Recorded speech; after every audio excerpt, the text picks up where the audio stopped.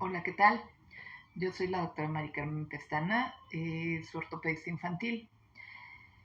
Bueno, ¿qué les parecería si yo les dijera que todos tuvimos pie plano en algún momento de nuestra niñez? ¿Eh? Pues sí. ¿Y qué me dirían si les dijera a todos aquellos que utilizaron alguna vez zapato ortopédico y twisters y todo esto, que no lo necesitaron? Tampoco se necesitaba. No, God! No, God, please, no! No! Bueno, pues justamente de eso vengo a hablar hoy, de la formación del arco plantar, del pie plano, y si son o no útiles todos esos aparatos ortopédicos que nos quieren ensartar en las tiendas, sobre todo cuando somos pequeños.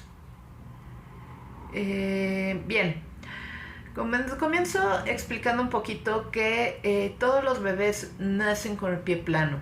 De hecho, vienen con una capita de grasa en la planta del pie que hace que parezca una bolita, un bolillito, un tamalito.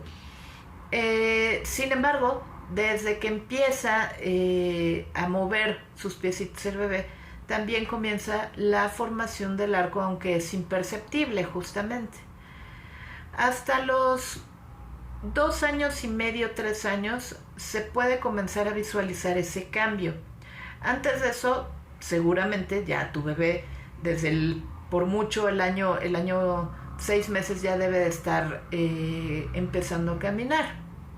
Entonces, cuando los vemos caminar, pues vemos que se ve que su pie, en lugar de tenerlo en esta posición, lo podemos ver que se va hacia adentro.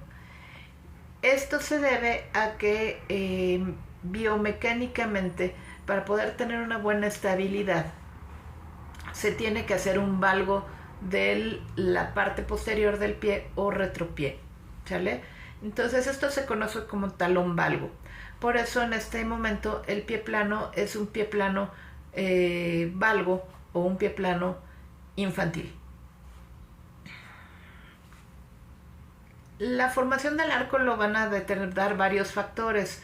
Uno de ellos, por supuesto, es genético. No podemos esperar que si yo como adulto tengo pie plano y me caso con alguien que tiene también pie plano y tenemos un bebé, venga con arco, ¿no? Pero en general ese es un mínimo factor en proceso.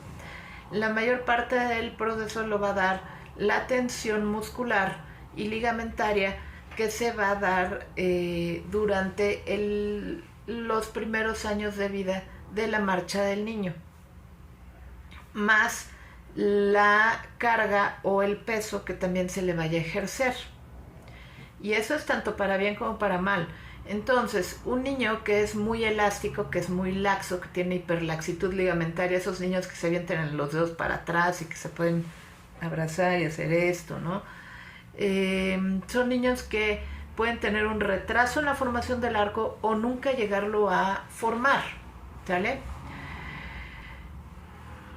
En el caso contrario, por ejemplo, niños que justamente que utilizan calzado muy duro, también retrasamos un poco ese proceso. ¿Por qué? Porque a menor movilidad, pues menos fuerza va a hacer ese pie y ese tobillo. Y eso nos va a retrasar el proceso. Sin embargo, bueno, digamos que el arco, si es que se va a formar con sin y a pesar de lo que hagamos, ¿no? Como les comentaba yo, entre los 2 años y medio, 3 años podemos empezar a ver si nuestro pequeño está empezando a formar un arco. Si no está formando arco, tampoco se me angustien. Tenemos hasta los 5 años para que forme su arco. Si después de los 5 años no formó nada, no le busquen, no va a haber forma. No importa que le pongan todas las plantillas del planeta y haga todos los ejercicios del mundo, no lo va a formar. Más que a veces y en algunos casos está indicada la cirugía, pero si no, olvídenlo. ¿Sale? El arco no lo va a formar una plantilla, no lo va a formar un zapato ortopédico, definitivamente porque el pie no es plastilina. Entonces, a mi punto de vista, los zapatos ortopédicos tienen sus indicaciones muy precisas y esta no es una. ¿Qué zapato nos conviene? Un zapato que sea cómodo, que sea flexible y que le pueda dar estabilidad de todas formas al pie, pero dándole movilidad completa. En cuanto a la plantilla tiene una función muy básica.